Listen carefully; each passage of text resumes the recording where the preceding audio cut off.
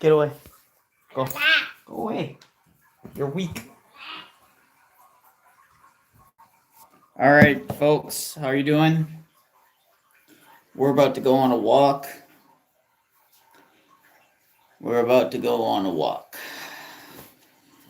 But before I do that, I gotta get this because we're going to walk towards some work stuff that I gotta get done.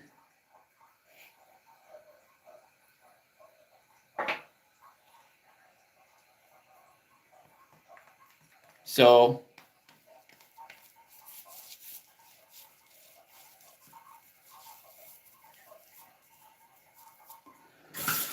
we unfortunately have a lot to do.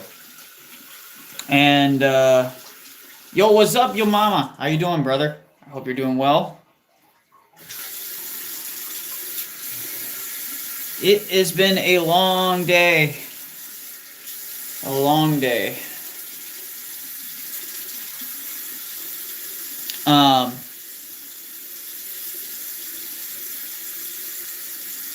How are you doing? I hope you're doing well.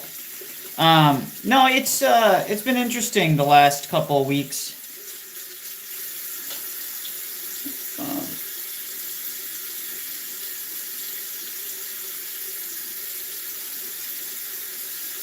It's been interesting. The papists are being insufferable as usual. The Protestants are doing all sorts of weird stuff all over the place. They're starting to implode against each other. I knew that this like alliance that Protestants were creating was going to implode eventually, because there's no way that sola scripturists can have a long-term alliance on anything.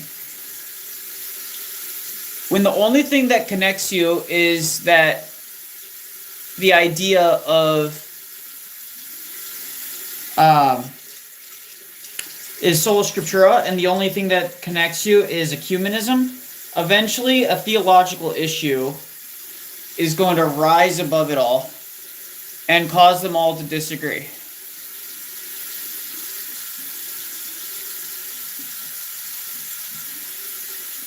And that's what we see here. That is what we see here. Oh, of course not. They don't study the history of the Reformers, dude. That's one thing that people like always think. They seem to think that Protestants are actually studying the Reformers. They don't know what the Reformers believe. They're reinventing the wheel every 50 years. This is why. Who do they quote more than anybody? They don't quote Hodges. They don't quote Calvin. They don't quote any of these guys the most. They quote, overwhelmingly, modern theologians like R.C. Sproul, John MacArthur, and others. They need those new guys, because they need those guys to reword and reorient people to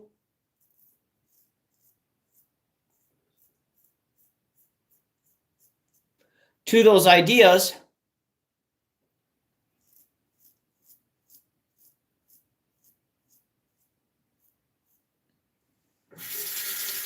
Every so often. But they love quoting heretics like Origen and Tertullian. Yeah, it's kind of weird.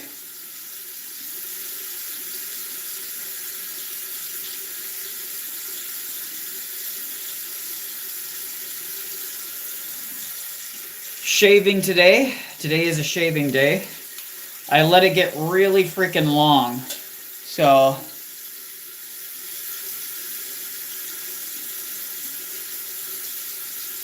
and there's always the haters who mock and groan and moan about, oh, you can't grow a beard? No, mother effer, I can't grow a beard, okay? Of course I can't grow a beard. Do you think I would look like this if I could grow a beard? Of course I can't.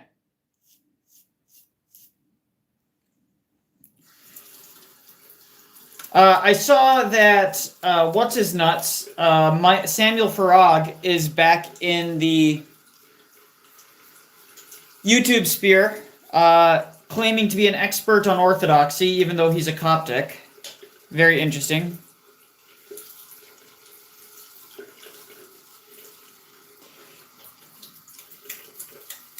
We're getting a shaving stream. So true.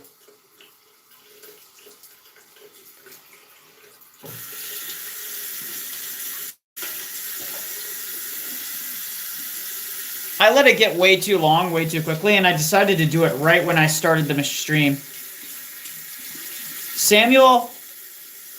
Alex Sorian smogged him in his reaction video. Yeah, I know. I did a reaction video too to him. It was bad. Very, very bad. In fact, I'm thinking about doing another, only because the first one was me just like very upset with how blatantly dishonest he was being.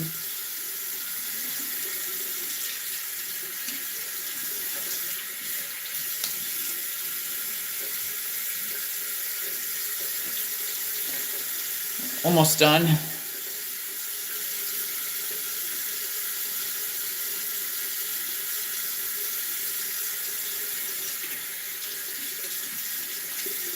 It doesn't take much.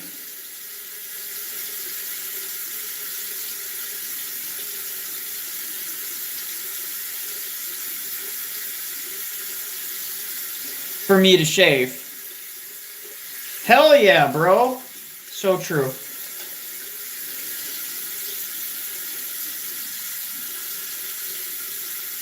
All respect in the world to my shaving bros. To bros that shave. To bros that grow beards and everything else. I respect you guys that you can grow a beard. I cannot. And because I cannot, you don't get bearded Nicholai.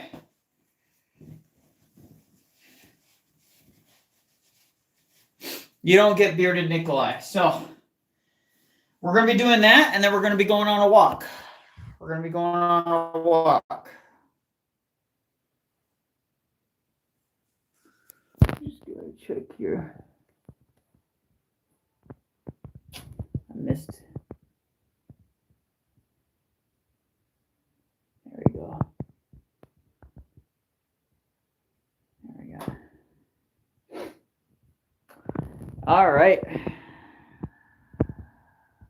Do you know who the Christian King is? Yeah, he's a kind of a weirdo, dude. He spends literally 40 to 50 hours a week constantly attacking Orthodoxy and constantly attacking Roman Catholicism. He's obsessed.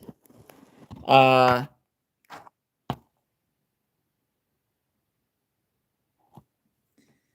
on, guys. I'll be right back. Hold on.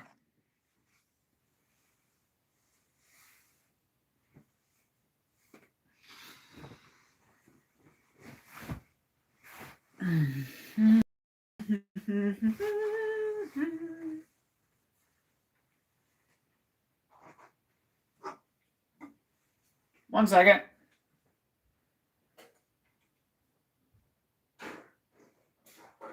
Aiden? Come here.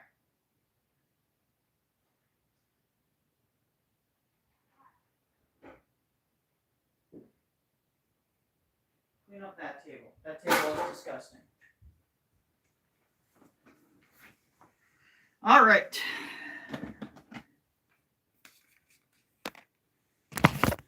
All right, guys. Sorry about that.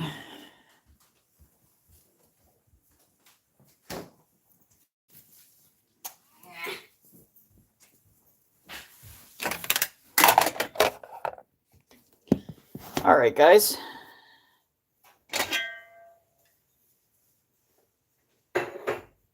That too. Do you need to eat? Do you need your medicine today, Jane? I think you should go get your medicine ready. I want to go outside. You want to go outside? Yeah. I'm going to work. I'm going outside for a second. I'm just going to. You're going outside? Why are you going outside when you're butt naked? Not now. Go get dressed.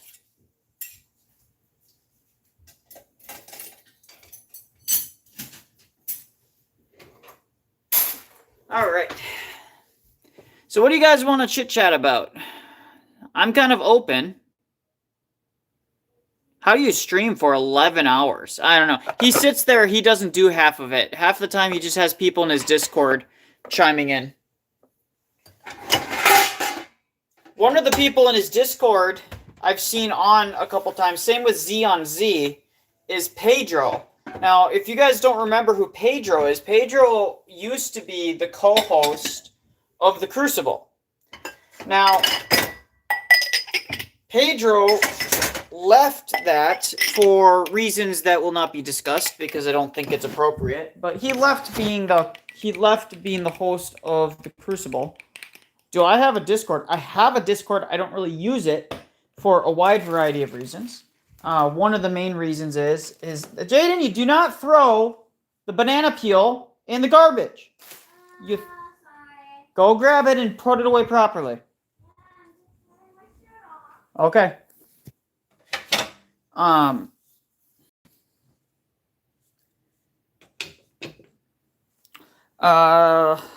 one with Andrew Wilson, yes. Now, he used to be, what am I doing here? There we go. He used to be the co-host. Now, he left for reasons that we won't say. And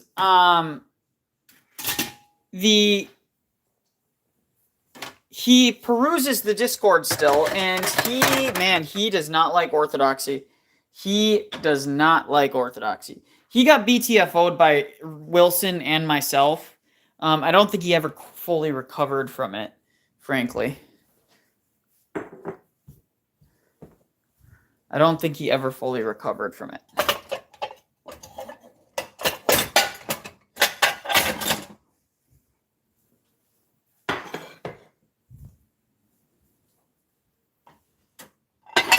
Ooh, someone's in trouble? Yes, she is in trouble. She's in trouble. She's always in trouble. Eugen! You're going to get in trouble if you don't hurry up. Vale.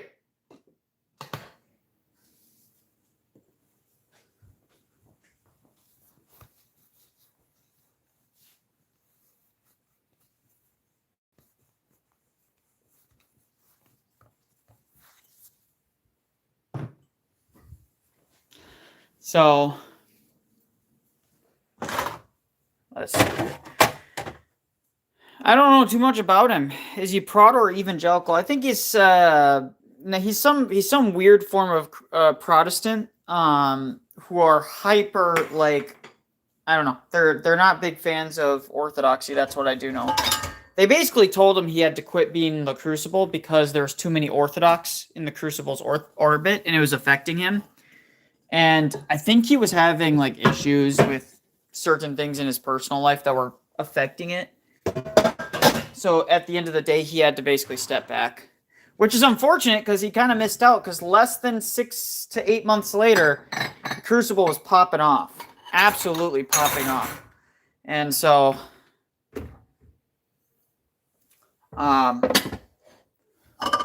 once that happened, it was, I don't know. He just, I know there's no bad blood between him and Andrew, but it does seem to me that, when you let your wife dictate how you engage with the faith, there's already a problem right away. But I'm not going to comment beyond that. If that is the case, then it's a problem. All right, guys. Let's see here. We get this put away. Make sure that's nice and tight. There we go. All right, we're almost ready to get going, guys. We are almost ready to get going.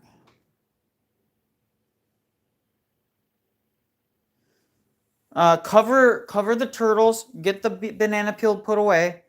Cover the turtles. Then I want you to get them more food first before you cover them. Just a small handful of food. And then I'll be back later, okay? I'll just give them this all. No, just give them a small handful because we don't want to give them too much. Just a small handful.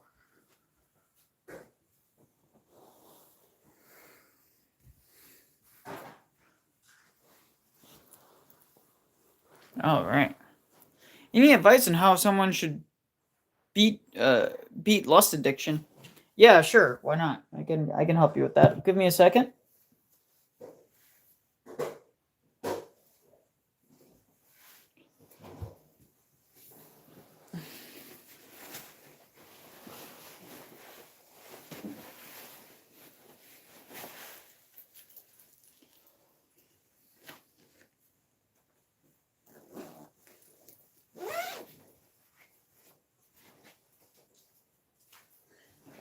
What time is it?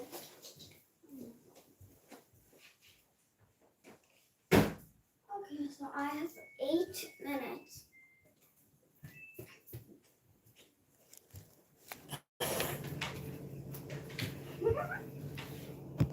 Okay. So lust addiction. Well, I go now.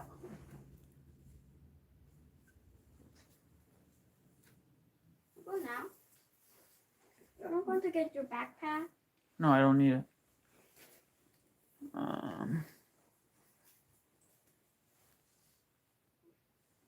I don't know why you're going with me, Jaden. I'm going a place you can't go.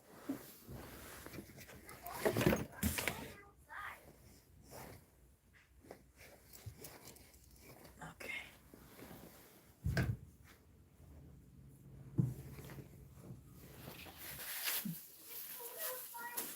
Huh? Is it cold outside? I don't know.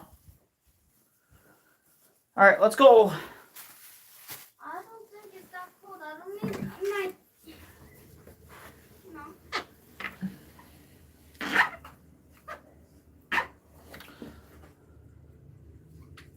I'm just going with this. I'm just going to come home right away. Zen didn't leave. Zen had other things in life pop up, and he had to get going. There's nothing weird about it. Talking about me. No.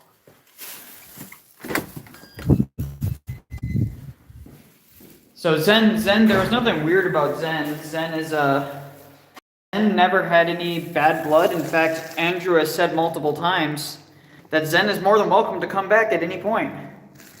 Zen just had life stuff come up. He had a kid. He had work stuff pop off. He had responsibilities. So,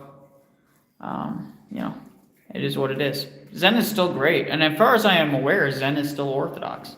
He just has personal lives. He had to take the internet had to take a back seat to life. You in Korea, I hear South Korea persecution getting bad. You experience any of that? No.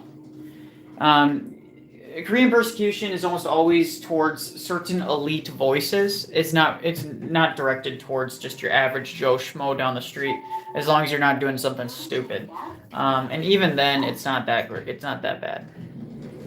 So it's way too cold. Why are you going outside without a jacket? What's wrong with you? Hey, what did I just say? It's so cold. It is cold. Not cold. It's cold. It's not. I'm gonna get you.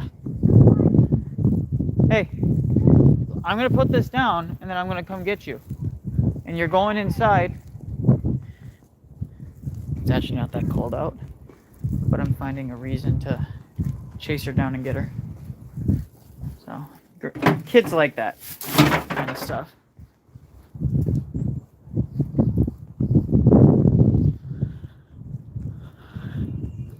Have you experienced the Eucharist in Korea? Yes. My parish is in Korea. Of course I have.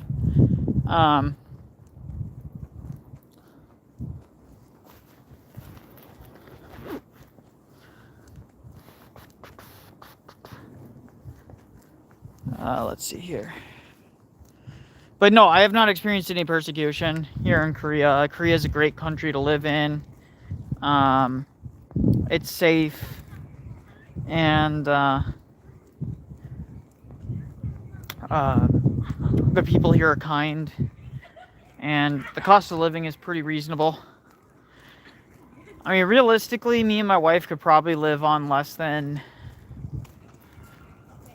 $2,500 to $2,300 if we were really, really, really, really careful. Well, I would say probably $2,800 a month.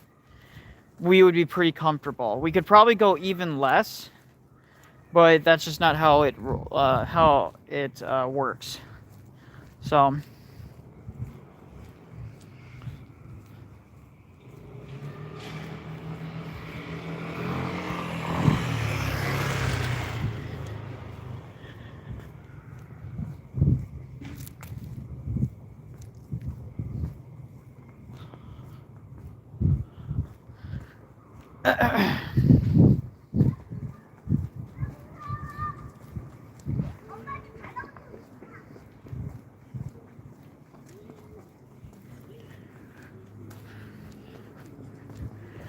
So we are going to be going on like I said, it's going to be a nice walk today.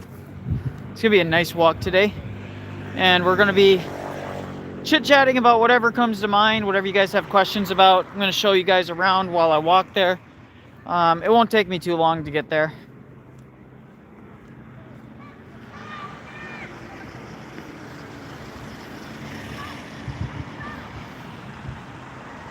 So whatever you guys have in mind, we'll be talking about. I know it's late for most people, so I'm not expecting a ton of people to show up and chat. But I thought it would be fun to chit-chat a little bit. See what you guys, what's going on in your guys' part of the world. And, you know, these live streams actually are decent time killers anyway, so. Let's see here.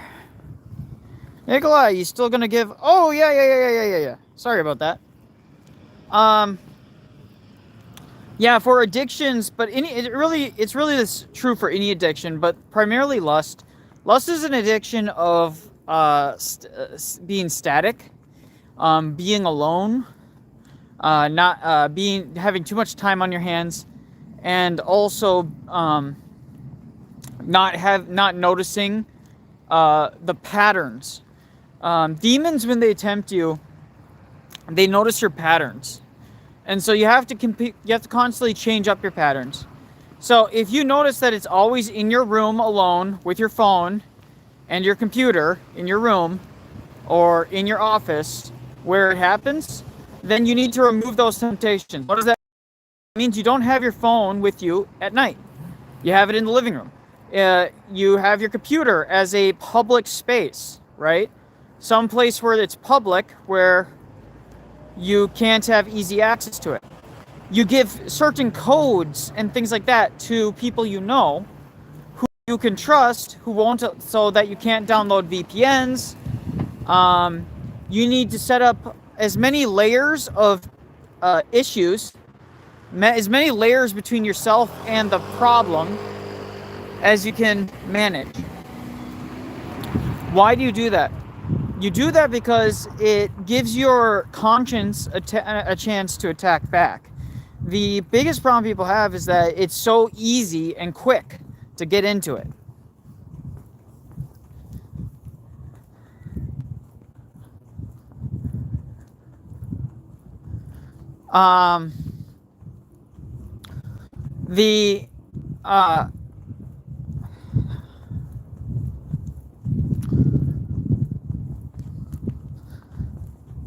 So those are the best of things that I would do right off the bat. The other thing that you need to do is you need to recognize when you're feeling those temptations. You need to go on a walk. You need to go outside, go on a walk. You need to immediately do the prayer, the Jesus prayer. You need to cross yourself. You need to get up from the place in which those temptations are being had, and you need to walk away. Get out of that area. Go be around people too. You know, eating up your time being around people makes it much more difficult for you to actually engage in those degenerate acts. You know, find time, eat it up with people, join a bowling league, you know, eat your time up. You should be exhausted after work, so exhausted that you don't even have the desire to be doing any of that. So it's all about filling up your time, finding the patterns, fighting against those patterns, putting up as many roadblocks in the way as possible, and that is the best way that you can go and combat it. Other than prayer and fasting and all that other stuff, that should all be a given. Those should just be like built into the cake. We're talking about practical things you can do, pragmatic things you can do besides prayer and fasting. So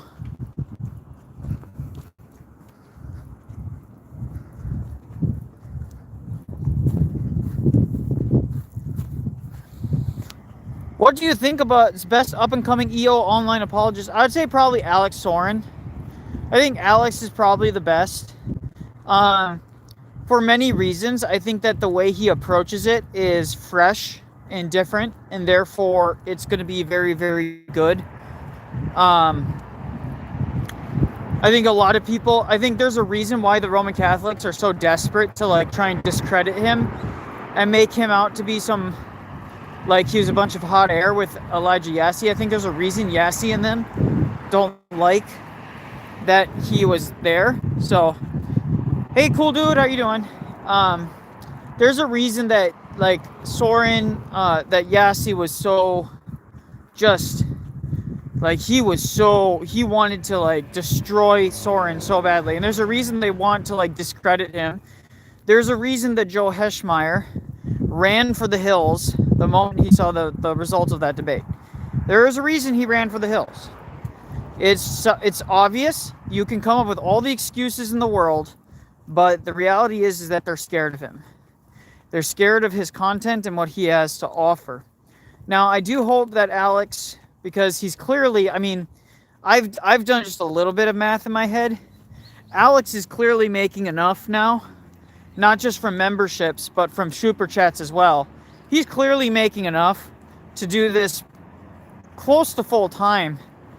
I mean, if I was making even 1/4 of what Soren makes in a week, I wouldn't have to work.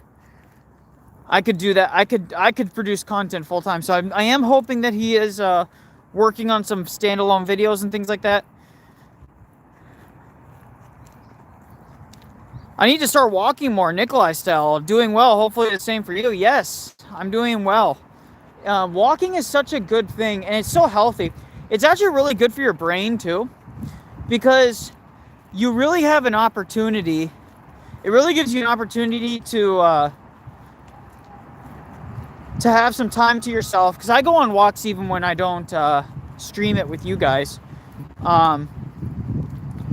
and it allows you to verbalize your thankfulness to God.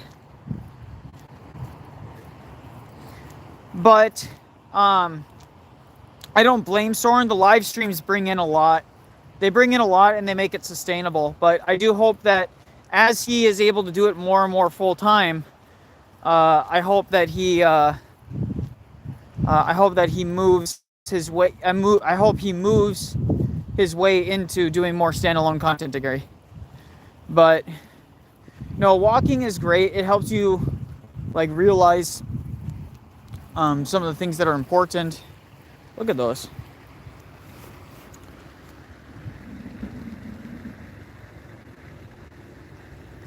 Those are tiny little ducks. Tiny little ducks.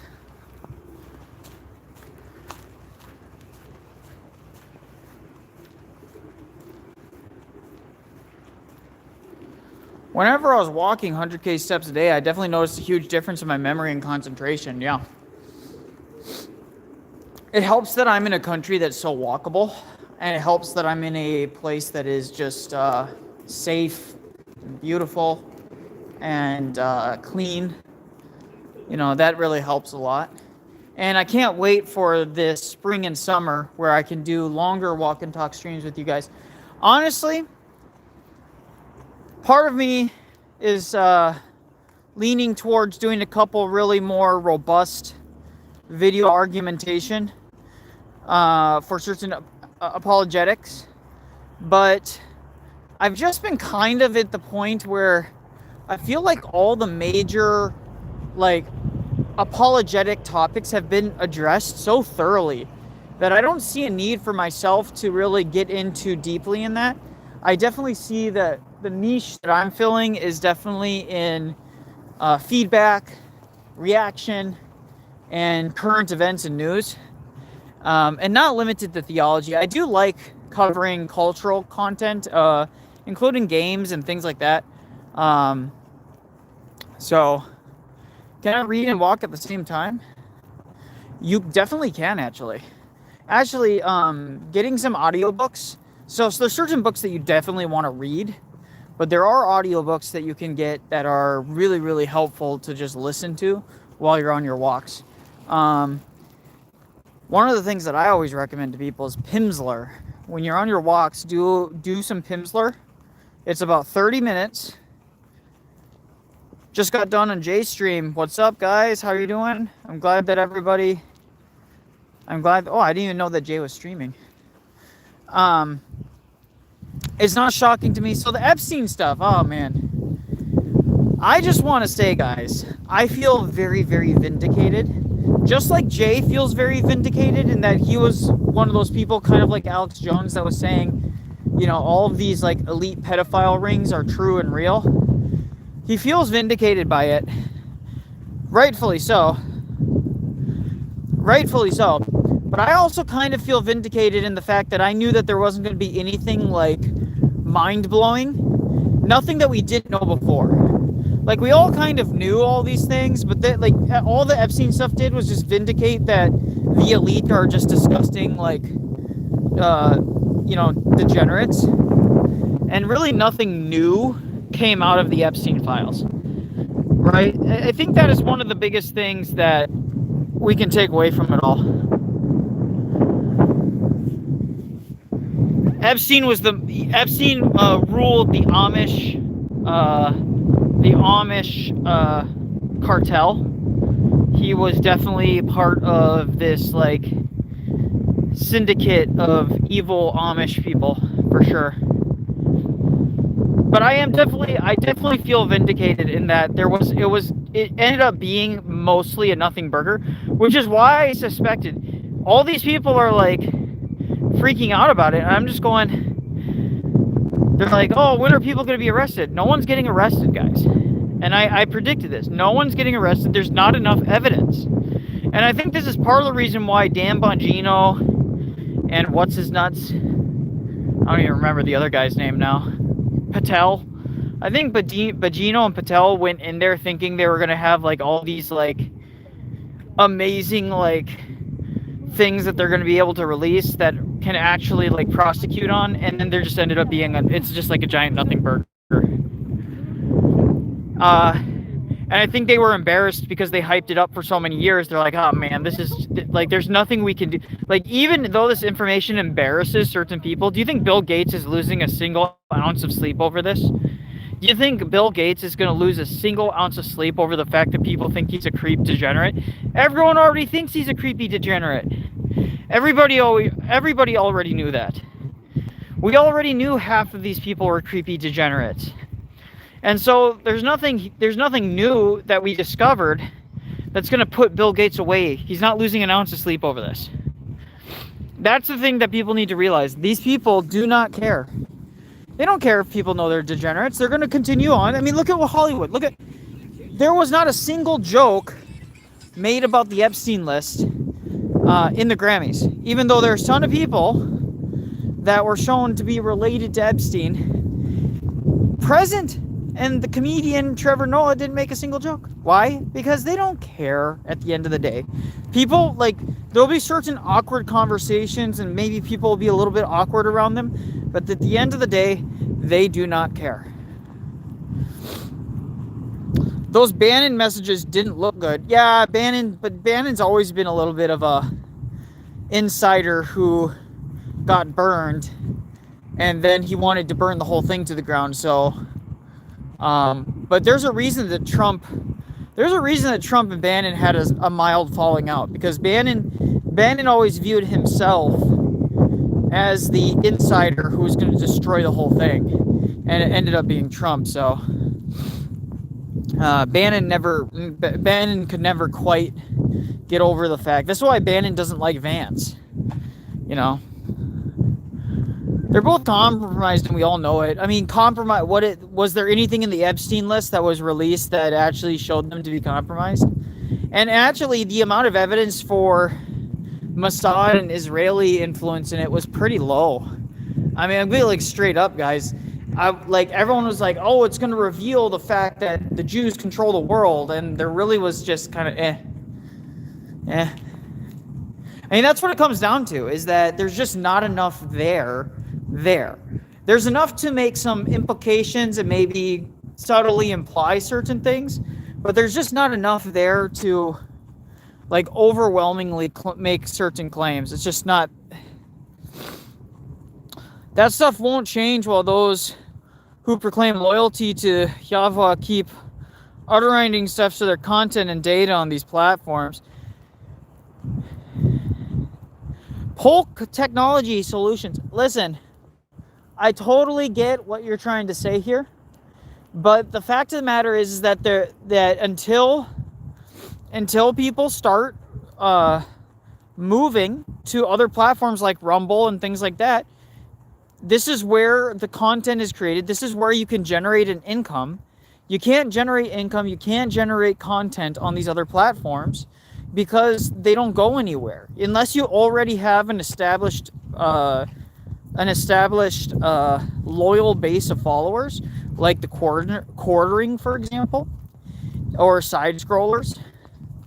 You're not going to be able to find new people. This is why it's so important going forward that people start practicing a little bit of nepotism. Nepotism is so vital to actually creating a counterculture, and Christians have to start doing that. Epstein sounds so much like the suit in the Bannon interviews. Epstein was absolutely a suit. I think Epstein was actually trying, and this is just me speculating, I think Epstein was actually trying to kind of distance himself from his holders, like the Rothschilds. And I think that's what ultimately screwed him.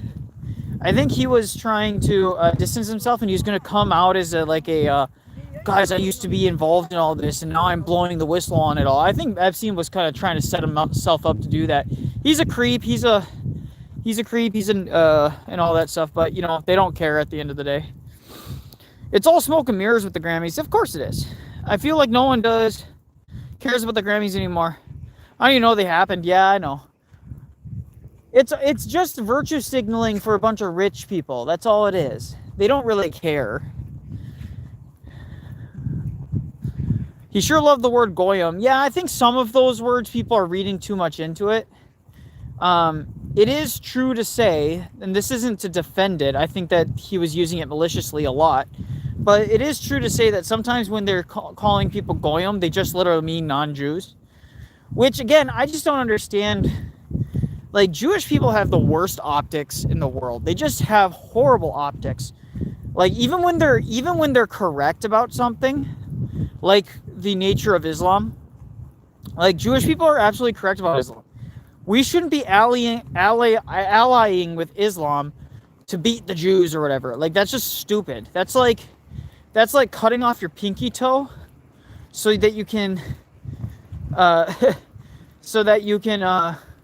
later have to sever your arm because your pinky was infected with something. It's yeah, your pinky's infected. You should take some antibiotics, things like that. But you don't want to cut off your arm to save your pink, or to in order to try and fix whatever's going on with your pinky. It doesn't make any sense. And Islam is far bigger, in my opinion, and I get a lot of flack for this. Islam is a far bigger threat to Christianity than Israel. I mean, I'm just being totally honest here, guys. I just don't see it. Okay, I think there was some, or what do we say here? I think this is just next cycle of Shadow Kings, so clear out the order. Listen, guys, there are different groups of people, different ruling elite, and different, cabals, who all are fighting each other, okay? There's different elites that don't get along. And yes, some of them will, you could remove every ounce of negative influence of Israel in the nation tomorrow, and the power vacuum that exists would just be filled by another group. There isn't like this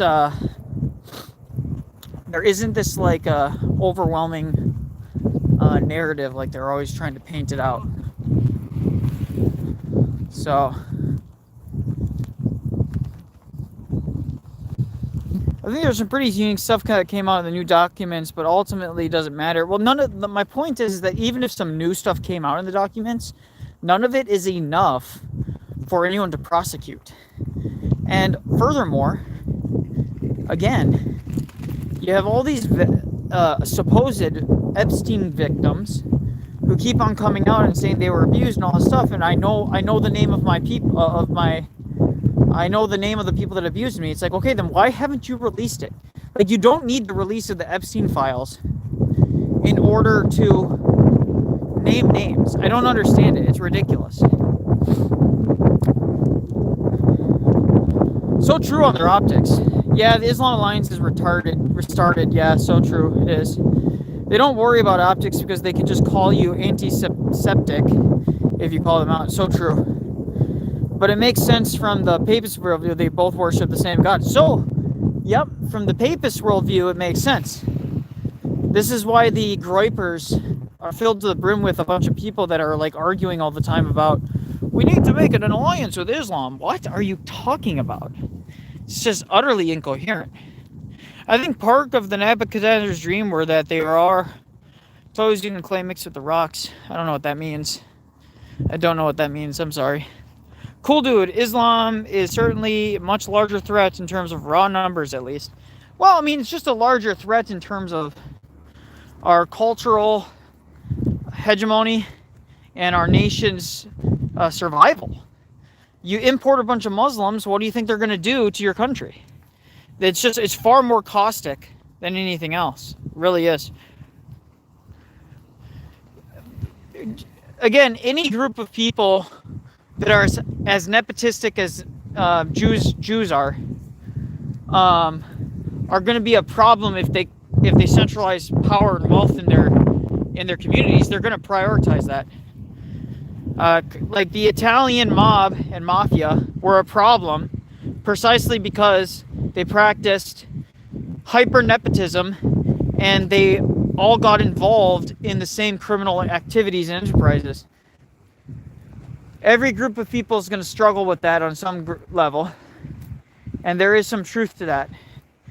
Jews tend to have a disproportionate amount because whether you want to argue that it's anti-Semitism or whatever, they are a group of people that have basically identified with this kind of victim mindset. So, army of 80 IQs, yes. Watch Germany, it's around 50% imports in most cities. Now, I wouldn't say 50%. I think the latest numbers show 17% of Germany. 17% of Germany is foreigner. And people underestimate Europe. People really, really underestimate Europe. I think that you're going to see massive backlash in Europe much sooner than you'll see in America. America has resigned itself to being a multicultural coalition nation. Even the Republicans have resigned themselves to that. And I think it's kind of necessary because you're not going to reinstitute a 80 to 90% white majority nation in America. It's just not going to happen. Not in our lifetime. Islam is the broom of Israel. I don't know about that. I think people overestimate the influence Israel has to their detriment. And I think what it ends up doing is it actually removes responsibility from the leadership of other nations and the fact that they allow themselves to be bought off. I mean, Islam, China, Israel, they all buy off our politicians. And I don't even necessarily blame China or Islam, Saudi Arabia, Qatar, Israel, etc. I don't blame them. any nation with two pieces of common sense would buy off politicians of other nations if it's going to benefit them. So it's like, how can we be upset with them when it's really our leadership's fault, our leadership class, and the fact that we removed our kings and our aristocratic class that actually advocated for our interests? Yeah, Germany's cooked in with the UK. I think you guys are blackpilling too much. There's truth to that, but I think that a lot of people are blackpilling too much on this issue. I read The City of God by St. Augustine. Everything that happened in the Western Roman Empire with the Carthaginians being imported and taking over is exactly what's happening in the United States. Yeah, there's some truth to that. Let's see here. You're previously Reformed, so do you think there be unity between Orthodox and the average Catholic who trusts Jesus for salvation? Not in terms of like if what you mean by unity is that we can get along well enough to prioritize certain like cultural things and try and like prioritize certain like unity on certain political fronts, absolutely. I think that there is absolutely can be commonality there. So when you say that, yes. When you say unity in the sense of like a theological or we can just get along, that's just not going to happen. The history of Christianity shows otherwise. The history of schisms and different groups, even within Protestantism, there's just not enough unity within Protestantism, and they don't get along well enough to ever truly be unified in like a common ideals. But on the average stuff, definitely. For political stuff, I definitely think that there are areas in which they can unify. But I think at the end of the day, they eventually, once their common enemies are taken care of, and once the nations, like the big issues are taken care of, you're gonna see these people come to blows. You're gonna see these groups come to blows. And I say that like not because I wish it to happen, but just because I think it's inevitable. So it took me months. But a very rewarding read. Plato's Republic proves that democracy is retarded. So true. Yeah, but Plato wanted some guy, homosexual communist, shit instead. His critiques on democracy turned to oligarchy, and then tyranny was accurate. Yes, that is true. Mystiphus is correct. That his critiques are correct. I just think his solutions were lacking. Let me LARP in peace. We all dream if we don't. Yeah, so true. Restarted is getting around the YouTube, Janies. Yes, and that's the thing is that for some reason, no matter what I do with the automated moderation blocks a lot of your guys' comments, so I have to constantly be unlocking it, which isn't a big deal. I don't really care, But yeah, those are my thoughts, guys. Those are my thoughts. I think that it is absolutely gorgeous out, by the way, guys. Absolutely gorgeous.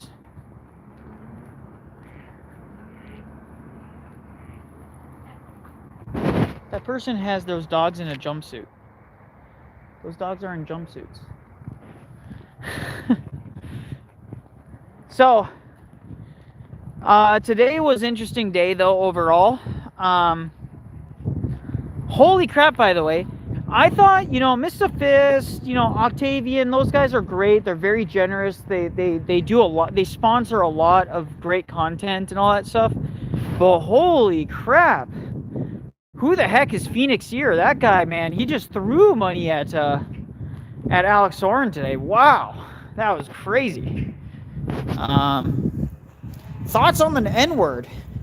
I think use it if you want to use it. Just understand that there's going to be consequences on certain platforms for it. In Korea, I could use it and no one's going to care.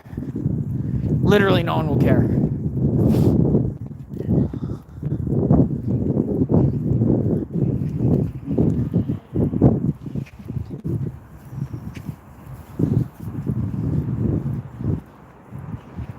Dude dropped like $700 on Alex's stream. It was insane, dude. And don't get me wrong, like, good for him. I'm glad that he does that, but wow.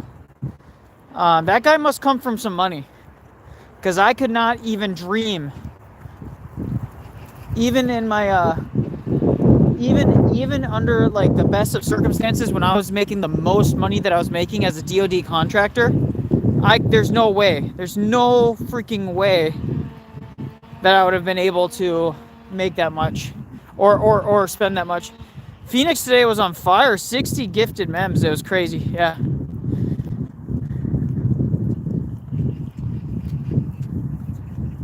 I'm more generous on the weekend than I've paid my bills, and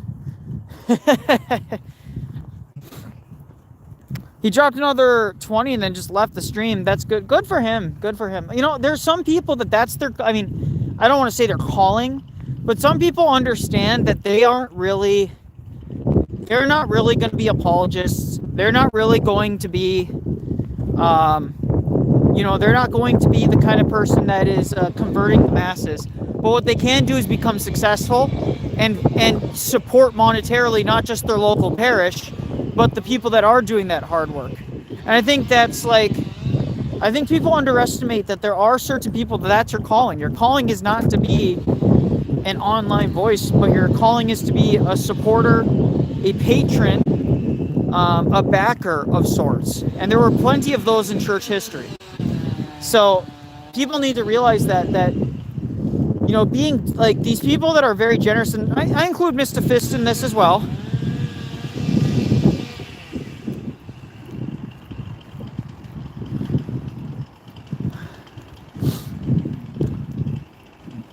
Is that people that are very generous with that, God rewards that. And I don't mean that in the sense of like a prosperity gospel, but God rewards when people recognize the position that they're in, right? If someone recognizes that, hey, this is just not my, this is just not the place, this is not where I can, I have enough money that I'm comfortable, and I'm not someone who needs like a lot of monetary wealth, and but I can be somebody that supports the work of the church. That's important. We need people like that. So,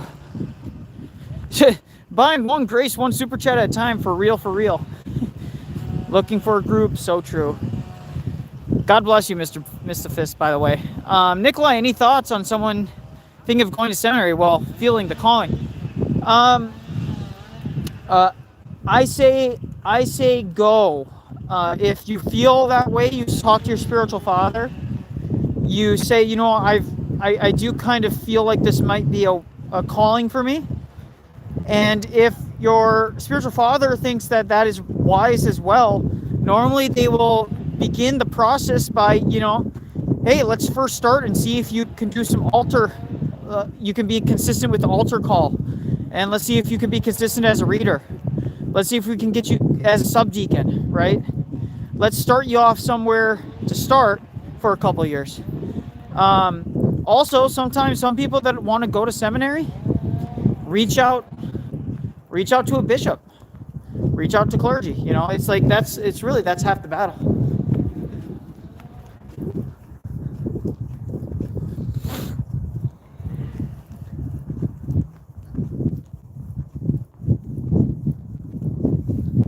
All these there, guys, I'm not kidding when I tell you this little river here that we've been walking along the whole time here, it goes all the way from my house, well, even past my house, it goes all the way past my house, and you can just follow it all the way to technically the ocean. It merges with a bigger river and then goes right into the ocean, or the bay, into the bay, I should say. I'm telling you, during the winter, there's many different types of like birds and fowl in this river, but just ducks. Let's just say these little micro ducks that I see. I don't even know what kind of ducks those are. They're like little micro ducks, and then with like little brown heads, and then they have these black-headed ones with white beaks, and then they just have like your basically your standard looking duck, your standard duck, wild duck. Those are the three main ones you see. There's other types of animals too. There's like storks and other things like that. But on this like walk from where, just the short walk that I do with you guys here, probably close to like 2,000 to 3,000 ducks it's just insane that the amount of waterfowl. And the thing is, they don't really have a hunting culture here in Korea. So, and because this is in the middle of a city, you couldn't hunt it even if you wanted to. Because of that, there's just so many people. There's just so many of them. It's kind of crazy. Recently, okay, let's see what people are saying. Imagine a place that's ethnically homogenous, little crime, leaders that care like the West was a century ago. It's crazy, isn't it? Recently, I started helping my priest becoming an altar boy. I won't call yourself an altar boy. That's like a Roman Catholic pedo priest coded. Just say an altar server. Is it clean? Can you eat the fish in it? Yeah, you could eat the fish in it, but there's not a lot. There's not a lot of fish here. So you could eat the fish in there, but it's very shallow, and so the only thing in it are carp. And there's, I mean, the ducks and there's enough fish in it for ducks to eat plentiful. I mean, I always see them catching little tiny fish and minnows and things like that. And everyone knows, like, you can't really have minnows in these kind of, reservoirs. You can't really have minnows in these kinds of things unless it's relatively clean water. Minnows are very, very, very sensitive fish. I have a river near my house. The water damn near melts.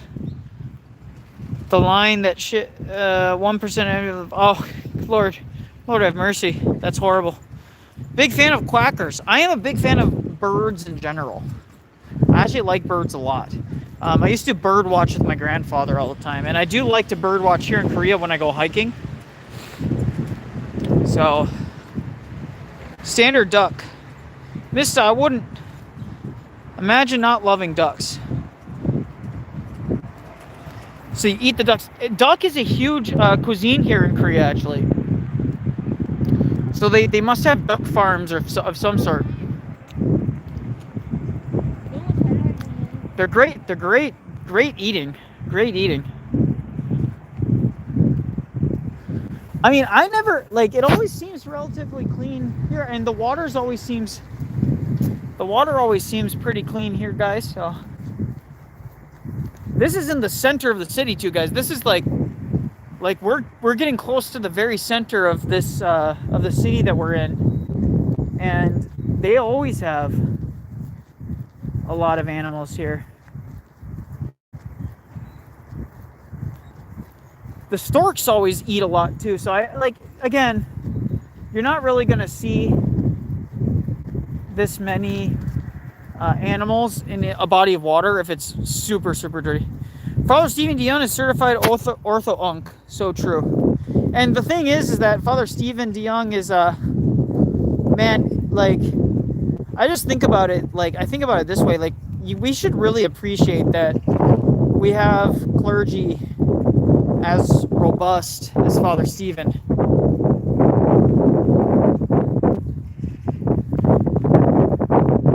I was vegan for a period and got sickly thin. Now I eat meat now. Yeah, I eat meat too.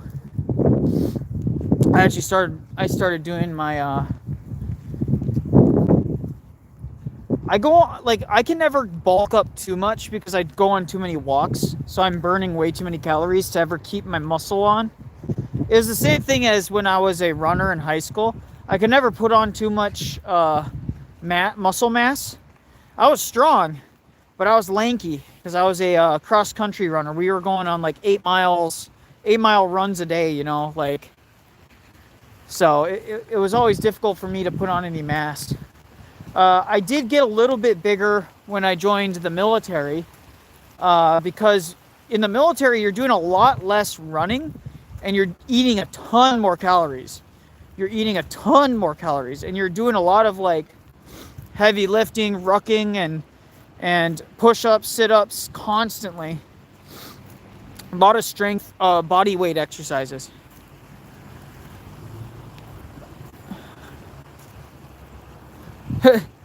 Father Stephen DeYoung on Twitch, a light in the darkness, so true.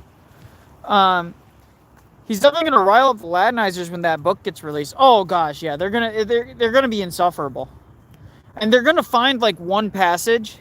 That's what's gonna be hilarious. Is they're gonna find one passage in the entire book that vaguely, maybe, possibly could be interpreted to suggest that he agrees with them, and they're gonna say, "See, Father Stephen agrees with us."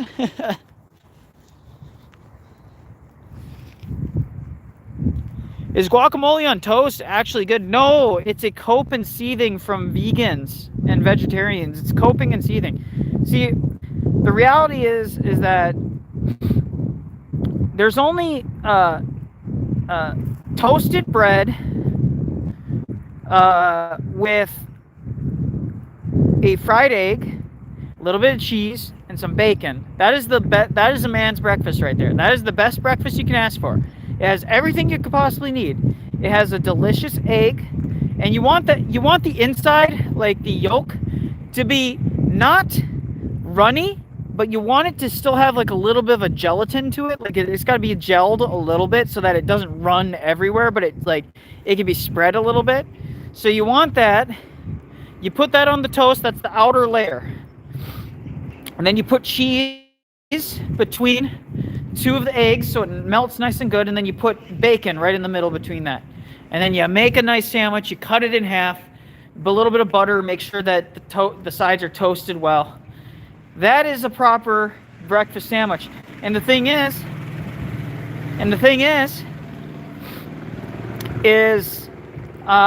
vegans and vegetarians have created a thing called guacamole to gaslight themselves into thinking that they have just as good of a breakfast as that. And by the way, that's the most simple of breakfasts ever from a carnivore perspective, and it mogs. Literally, you could get the best chef in the world to create the best vegan or vegetarian breakfast sandwich in the world, and you could be they could put balsamic on it. They could get like just the greatest potatoes grown in the volcanic salt or the volcanic earth of Naples, and they could squeeze a little bit of acidic lemon on it, and then they get some guacamole, and they get it from the best source, and they use like a special type of like rye bread, and they they use all these like special things to make it just seem like the perfect breakfast sandwich. You bite into, you're like, okay, it's okay. And then some mother effer who's got a grease stain on a big white shirt. He's wearing a big white t-shirt, and it's grease stain right on the middle of it, and he's got a bit of a pot belly. You know he's not healthy, and he just slaps some good old butter onto a skillet, and then he toasts 2 pieces of bread, gets 2 fried eggs on there, crisps up some good tasty bacon, and we're not talking like undercooked bacon like the floppy shit. You're talking it's got to be crisp all the way through.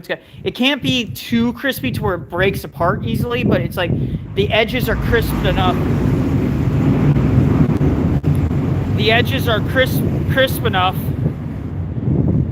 to put it there, and then you sprinkle a little bit of mozzarella, but really you don't want to use mozzarella. We talked about this before, guys. You use Havarti cheese, or you use Colby Jack cheese. Cheddar is okay, that melts okay, but mozzarella is a terrible cheese for melting. It's horrible for melting. No, you use Havarti cheese, you put it in there with some bacon. Bro, Nicholai making tomorrow's fast even harder. Well, this is why you guys get on the old calendar. Oh, Lord have mercy. Oscar, thank you for the gift. I don't know what 6... I think you're trolling me with that 6-7. Isn't that some sort of like meme? Isn't that like a meme with the young people right now? Kangaroos are pretty scary.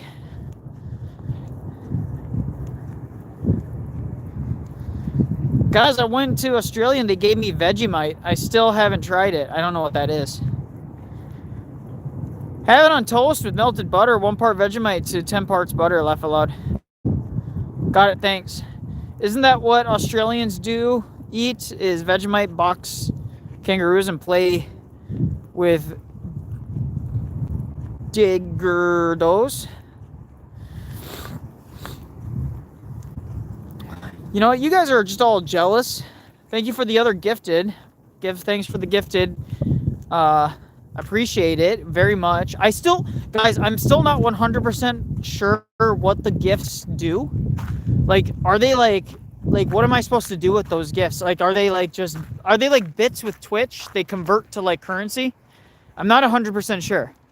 So people keep on like, I got gifted by a bunch of Koreans the other day. They gifted me a bunch of like random gifts. I'm just like, I don't know what I don't know what they are. So you'll have to forgive me. I still am not 100%. But thank you for the gift. Hot cocoa, it says.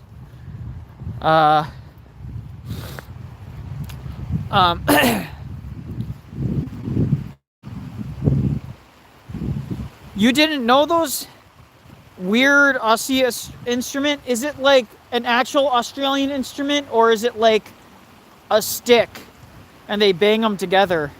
Because like, we all know what those sticks. And thank you for the high five. Appreciate it. Vegan substitutionary atonement. So true. Vegan, you know, the only people that support penal PSA are vegans. From now on, they're vegans. They're cringe. They're cringe. It's an Aboriginal instrument, so not really an instrument.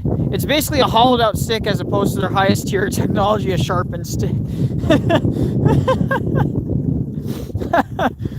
Dude, this poor Aboriginals, you know, they got a rough, they get it rough in life, don't they? Oh, the poor Aboriginals. And they don't do themselves any favor. Like, Australia doesn't do them any favor by like babying them. It's like, you do them no favor. It's just the same thing with like, you don't do like really poor Appalachian rednecks, any, like the ones that are like inbred, you don't do them any favors by like babying them. Like, eventually you just gotta say, no, you guys, you can't like rule yourselves. Like,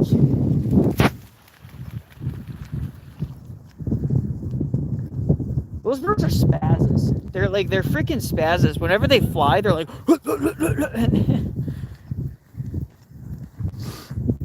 they freaking spaz out.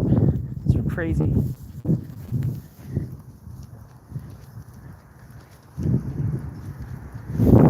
So, let's see here. The last Prime Minister of Australia was like advocating for teen pregnancy and teen marriage. It's hilarious. You know, I don't know. Australia is full of weirdos, guys. I don't know what to tell you. They took literally the weirdest people on earth and were like, let's shove them into a single place with the most deadly animals on earth and be like, there you go, have at it. And they're like, and they somehow carved out like some small corner of civilization out of it. And it was just kind of crazy, wasn't it? But surprisingly, very holy bishops actually come from Australia, like St. Philip in New York. Yeah, you know, Orthodoxy is growing pretty quickly there. Like, I think it's not quite as quick as America, but it is. The UK and Australia are seeing immense growth as well. So, losing wars with emus, so true. Australia is a circus where the clowns are running the show while high on petrol. So true. You can't really argue that. Steve Irwin was my childhood hero. Steve Irwin represents like the best an Australian man could be, right? I mean, like there is some truth to that. I don't want to say like he's probably an evolutionist and he probably believes in all those quacky stupid stuff when he was alive. But deep down, he represented the true family man, right? Like a true family man, like the Australian rugged family man. And he died for it. Unfortunately, he died. I still, like, it still boggles my mind. Like, someone's like, can you believe Steve Irwin died? Can you believe he died? He died tragically while jumping on top of a motherfucking stingray. Can you absolutely... No, like, literally, I'm not shocked at all. Like, of all the things in the world that you could shock, like, can you believe... It's absolutely... Can you believe it? It's absolutely shocking. It's like, how is that shocking? His entire life was dedicated. His entire life was dedicated towards, like, swimming with sharks, picking up poisonous animals, wrestling gators, and you're surprised that he died while doing something dangerous with dangerous animals? Like, I'm just kind of like... on some level, I like, again, I could get in trouble with the Steve Irwin bros. Like, there's a lot of people, like, Steve Irwin is, like, he's treated almost with more reverence and respect than, like, Jesus in some ways by modern people. Like, modern atheists and, like, your average normie, like, your average millennial, treats Steve Irwin with, like, greater respect than they treat Jesus. It's kind of crazy. He was swimming above it and got tagged. Oh yeah, again. But the point is like, why are we shocked? I really don't understand. Why are we surprised that a guy whose entire life was like him swimming with very dangerous animals suddenly, and it's not just swimming but wrestling and all this other, grabbing them. Yeah, he does. It's like that guy. You guys know that video of that guy that goes around like picking up dangerous snakes? He's like, "We're looking for that 20-foot anaconda, guys. I'm in the Amazon. I'm looking for that 20-foot anaconda. I'm barefoot in the Florida Everglades, and I'm just gonna pick up these deadly animals." He's picking up like cottonmouths. He's picking up things, and he calls like alligators mud puppies and stuff like that. I don't remember his name, but he goes around and he's just like constantly picking up giant snakes and shit like that. And it's like, one day it's gonna be like famous YouTuber who got famous from making TikToks and YouTube shorts picking up deadly snakes dies from a snake bite, and everyone's gonna be like, "Oh my gosh, can you believe it?" It's like, yes. Yes, I can absolutely believe it.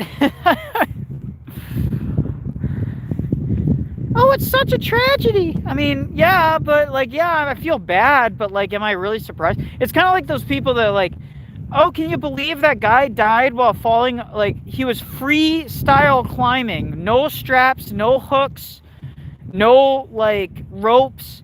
They were climbing up the side of a mountain and he fell to his death. And everyone's like, can you believe it? I'm like, yes, I can. In fact, I'm shocked that it didn't happen sooner. Like, I'm ranting now though, guys. I'm ranting. I'm sorry. I shouldn't be so callous. I shouldn't be so callous to the people living on the edge, as Joe Skill said. I shouldn't be so callous. Oi, I'm gonna go swim with a python in the river, mate. Yeah. The heat was crazy here for a bit. You know, that's the funny thing, is that when I talk about Steve Irwin, I can always do kind of very, very vague Australian accent. You just really overemphasize your words and you speak in the very tip of your mouth. Like, that's how they always talk. They talk like really in the front of the mouth, and they don't take deep breaths at all. They're always talking as if they're at the end of their breath. They're always almost out of breath, and so they have to say their words extra slowly.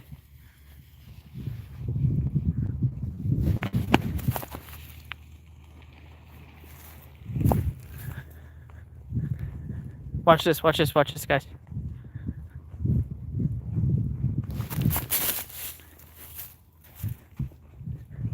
that one mother effer was like, nah, he's psyching me out.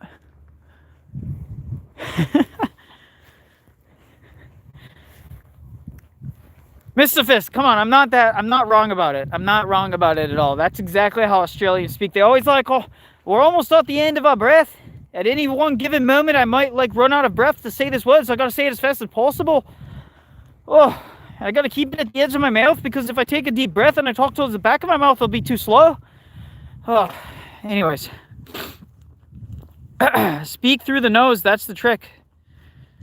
PETA would not approve, I don't care. Part of me, like, there's a part of me that, like, a part of me every single time I see one of those ducks on the ground, on the land, sometimes they're like sitting right like 2 feet away from me. I always think to myself, I should grab that duck. I should grab that duck. Sir, do not redeem it. Sir, do not redeem it. I am telling you, you need to send me the gift certificate. Do not redeem it. Thank you for calling Microsoft. I am Rajesh. Please tell me your code and the problem with your computer. Sir, have you tried turning it on and off again? OZ, thank you for the gift again, brother. I appreciate it. I woke up this morning to the sight of a huntsman the size of my the hand on my ceiling. There's a reason we always out of breath. So true. From pythons to ducks. You guys, you see, I don't understand how you're not following the train of thought. I don't know. My wife never like follows the train of thought either. She's never able to follow. Look at that beautiful bird. I wish I could show you guys this bird. Oh my gosh, oh my gosh, oh my gosh, oh my gosh, oh my gosh. Look how beautiful that bird is, guys. That is a gorgeous little bird. Oh my gosh. That was gorgeous. It's a type of spider, by the way. Oh, I didn't know that. There's finally, it wrestled all the coins, or I don't know what they're called. I don't know where, how do you get coins? Do you get coins from like premium? I don't know what they are. I'm still trying to figure out what they are.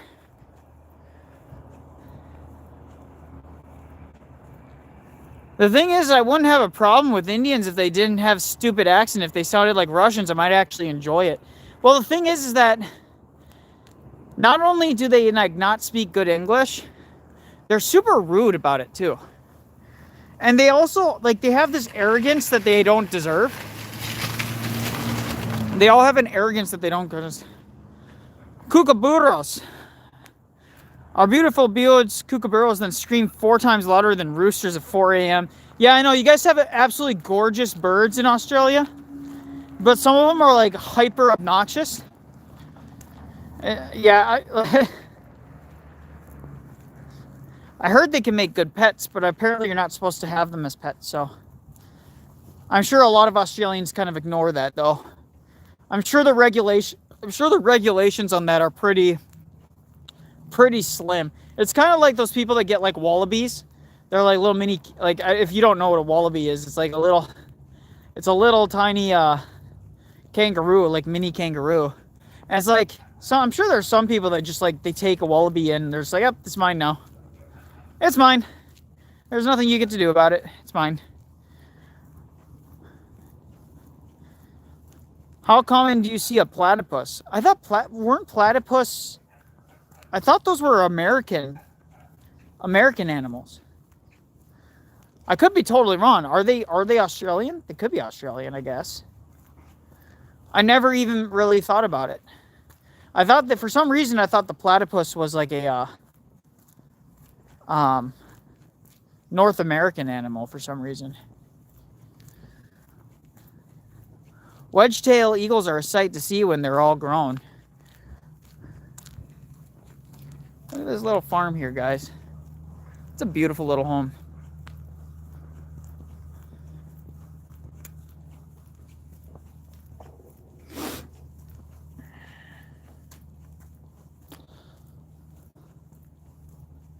My 50-kilogram pig hunting dog keeps everything larger than a rat off my property, laugh aloud, including door knocking Jehovah Witnesses and Mormons.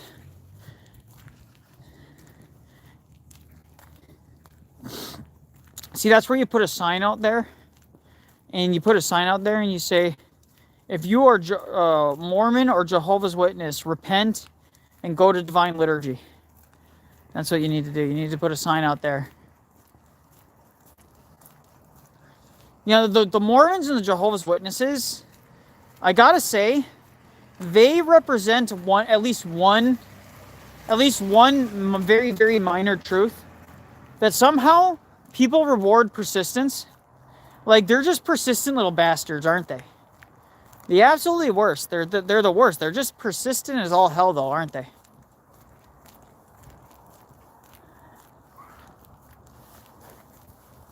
Somebody go save Perry the Platypus from needgod.net. I know, who knows what that platypus has been through. Who knows what that platypus has been through. Oh my gosh, the horrors that platypus must have seen. The problem with Need God is that it's his hair. It's his hair. If he did a military style cut, he probably wouldn't be so bad. And then maybe if he like worked out a bit and gained some bulk, he wouldn't be so like just have this weird creepy demeanor. But it's everything combined. It's just like, ugh, yikes, you know. Plus the fact that he puts on a filter and makeup, it's kind of weird.